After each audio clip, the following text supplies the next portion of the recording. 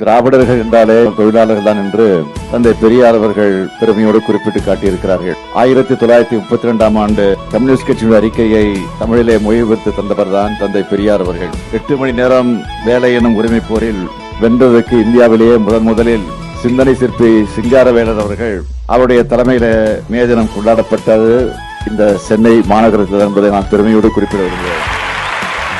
இந்திய தொழிலாளர் வேலை நேரத்தை 12 மணி நேரமாக குறைக்க பெரும் முயற்சிகளை நீதி கட்சி தலைவரான TM நாயர் அவர்கள் எடுத்திருக்கிறார்.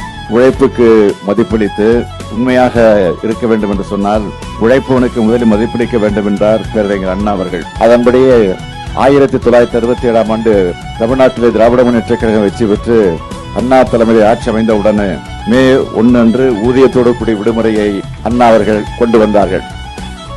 அதற்கு பிறகு பொறுப்பேற்ற தலைவர் கலைஞர் அவர்கள் அந்த மே 1 விடுமுறை நாளை சட்டமாக்கி தந்தார்.